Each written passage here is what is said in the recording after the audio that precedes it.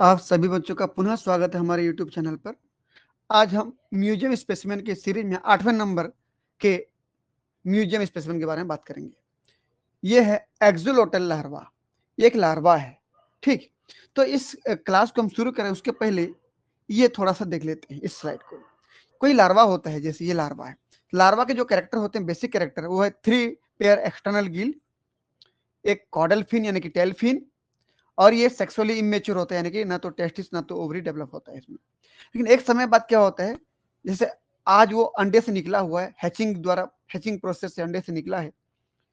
फिर एक समय बाद, मान लीजिए 15 दिन बाद, इसके शरीर में बदलाव आना शुरू हुआ, जिसको मैं बोलता हूँ मेटामॉर्फोसिस।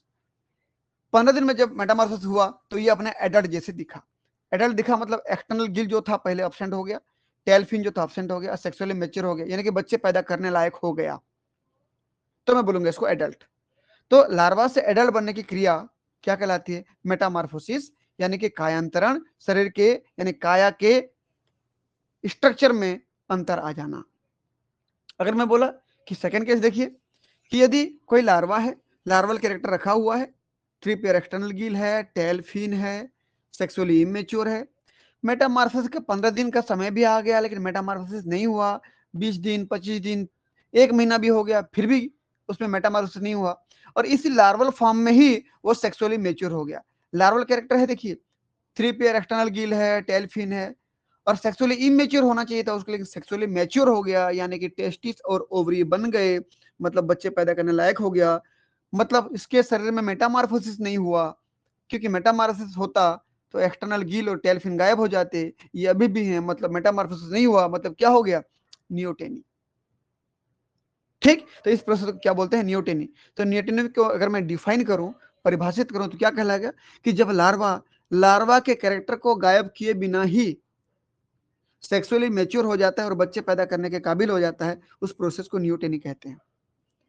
ठीक, और यदि ऐसी प्रोसेस मेटामॉर्फोसिस के पहले हो जाए, मेटामॉर्फोसिस का समय आया भी नहीं था, जैसे एक लार्वा निकला और 7वें दिन में ही बच्चे पैदा करना शुरू कर दिया, मान लीजिए 15 दिन में मेटामॉर्फोसिस होना था लेकिन उसके पहले ही बच्चे पैदा करना शुरू कर दिया, तो उसको मैं बोलूंगा पेडोजेनेसिस या प्रोजेनेसिस, समय से पहले सेक्सुअली मैच्योर हो जाना।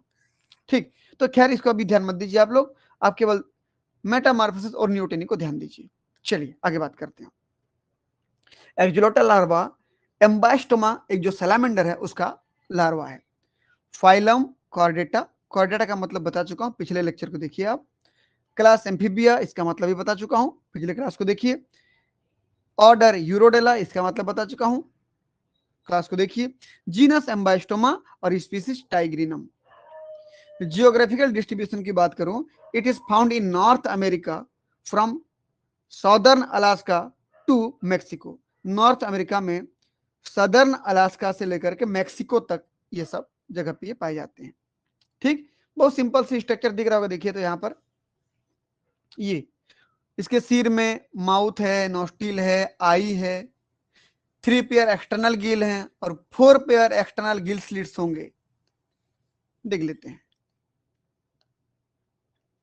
ये देखिए उनके डायग्राम दिख रहा है, देखिए ये पूरा, ये आपको कॉपी में इसी डायग्राम को बनाना है, ये तो समझाने के लिए रियल डायग्राम। देखिए ये लेटरल भाग से दिख रहा है, ये डॉर्सल भाग से दिख रहा है, मैं लिख दे रहा हूँ, चलिए बस थोड़ा सा। ये लेटरल व्यू है, ये लेफ्ट वाला भाग है ना उसका, लेफ्ट का लेटरल व्यू है, और ये डॉर्सल व्यू है।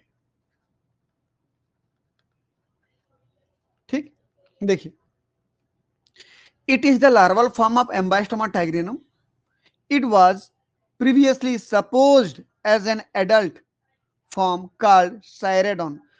सबसे पहले इस एक्सुलोटल लार्वा को जो साइंटिस्ट थे वो सायरेडन का वयस्क मानते थे, उसको वयस्क माना जाता था। बाद में जब पता चला कि ये तो एम्बास्टोमा टाइग्रिनम का लार्वा है, जबकि इसको किसका वयस्क मानते थे? सायरेडन का वयस्क मानते थे।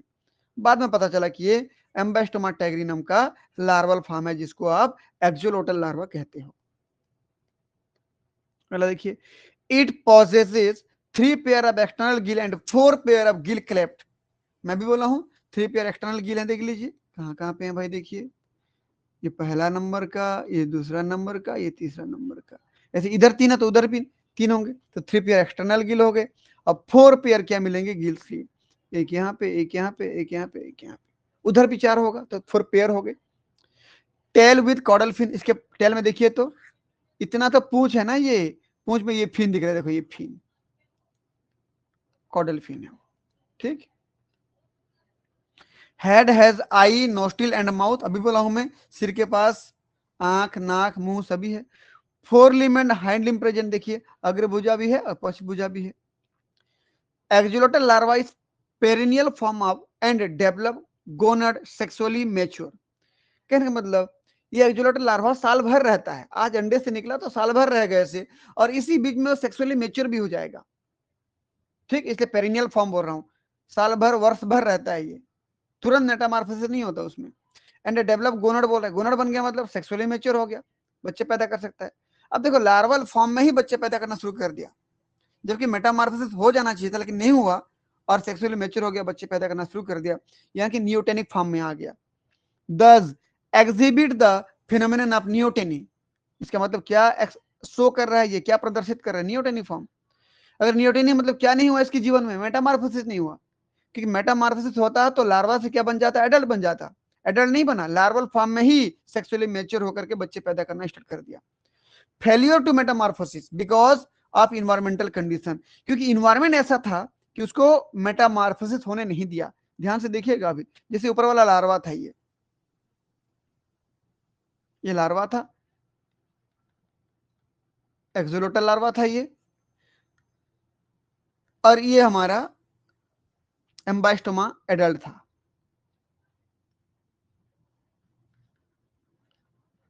ध्यान से देखिए, ये कौन से प्रोसेस से यहाँ पे आता, मेटामॉर्फोसिस होता वहां पर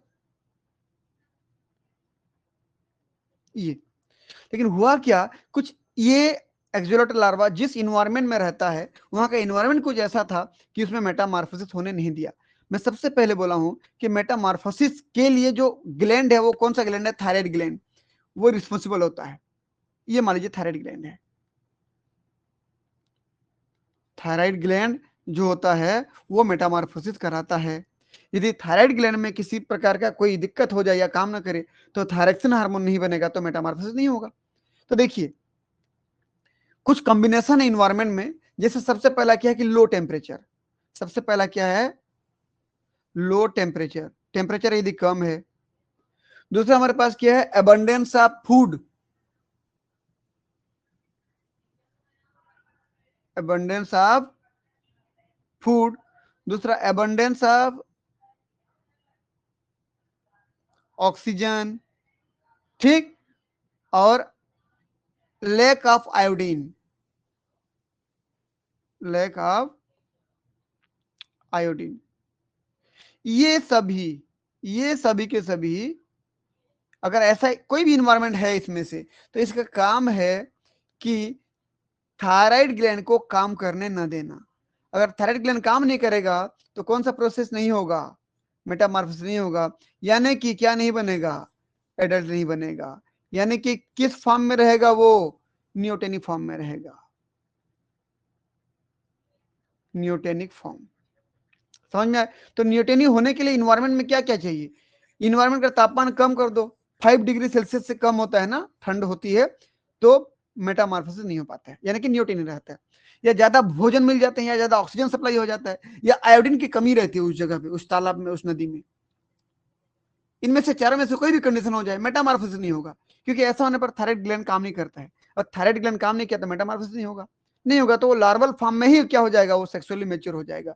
और इसमें क्या बन जाएंगे, देखो गोनेड डेवलप हो जाएंगे। अब ये गोनेड बन गए, देखो जी फॉर गोनेड,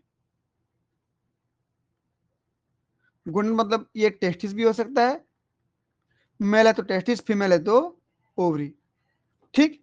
अब सेक्सुअली मेच्योर हो गया, लार्वल फॉर्म में सेक्सुअली मेच्योर हो गया, उसको बोलता हूं मैं नियोटेनिक फॉर्म, ठीक। अगर मैं बोलूं कि यदि इस लार्वा को किसी और जगह पे ले जाओ, चलो पहले इस कमेंट को पूरा कर लेते हैं।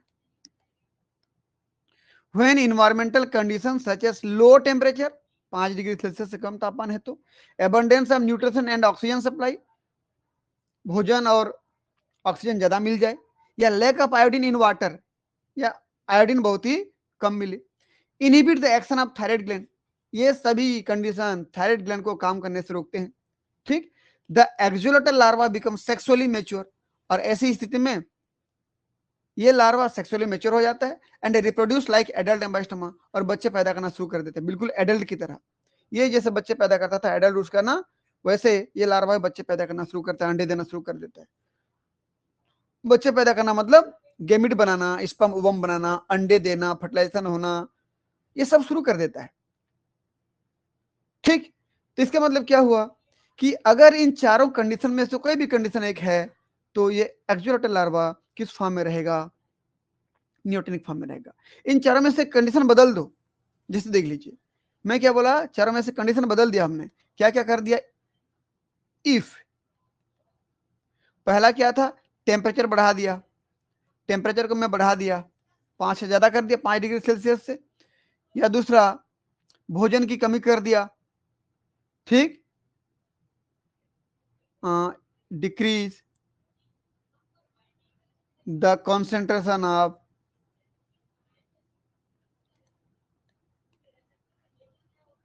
डिक्रीज द अमाउंट, लिख दे रहा हूं, अमाउंट ऑफ फूड, या डिक्रीज द O2 सप्लाई, या चौथा नंबर जो कंडीशन है, इंक्रीज आयोडीन कॉन्सेंट्रेशन। इनमें से कोई भी कर दूं मैं,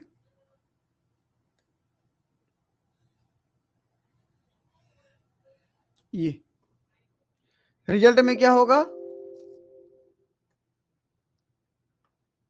देखिए रिजल्ट में क्या होगा, इसका जो थायराइड ग्लैंड था ना यहां पर, उसको स्टिमुलेट करेंगे ये लोग।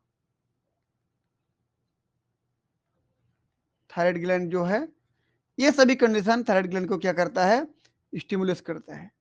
जब स्टिमुलेट करेगा तो वहां से थायरक्सिन निकलेगा, T3 T4 हार्मोन, और वो क्या कर देगा, मेटामॉर्फोसिस। क्या कर देगा वो, देखो मेटामॉर्फोसिस।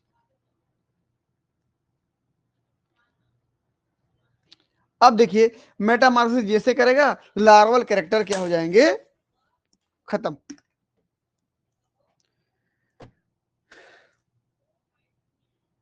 लार्वल कैरेक्टर एब्सेंट हो जाएंगे। ठीक है,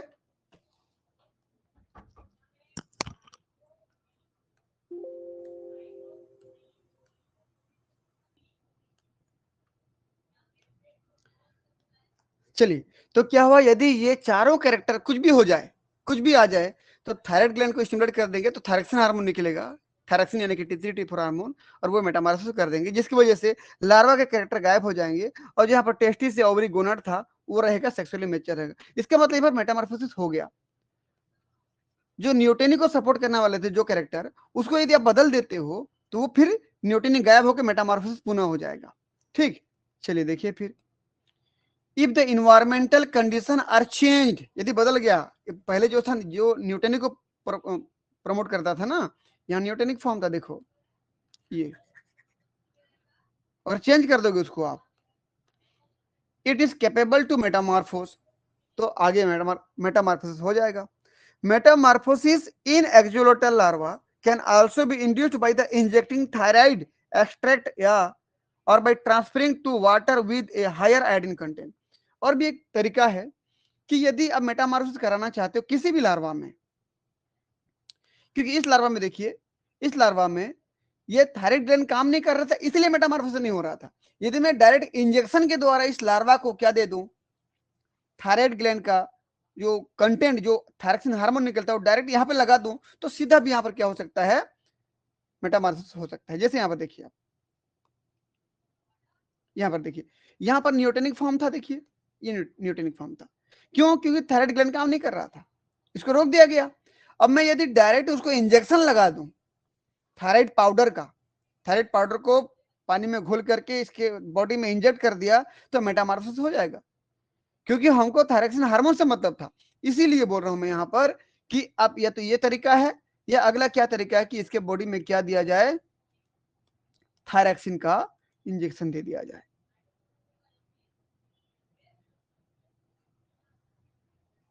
ये T3 या T4 थायरॉक्सिन इंजेक्शन दिया जाए तो भी मेटामॉर्फोसिस हो जाता है। ठीक है, या फिर सीधा आप इसको जो कम आयोडीन वाले पानी में था उसको ज्यादा आयोडीन में ट्रांसफर कर दो, आयोडीन मिलेगा तो थायरॉक्सिन बन जाएगा। During metamorphosis the gill and tail fin are lost. देखिए यहाँ जो गिल था, एक्सटर्नल गिल जो था, ये देखिए 3 पेयर एक्सटर्नल गिल और टेल फिन था, यहाँ मेटामॉर्फोसिस के बाद क्या हो गया, ये गायब। लार्वल कैरेक्टर एब्सेंट मतलब क्या क्या एब्सेंट, मेटामॉर्फोसिस में क्या क्या हुआ, यहाँ पर यहाँ लिख दे रहा हूँ।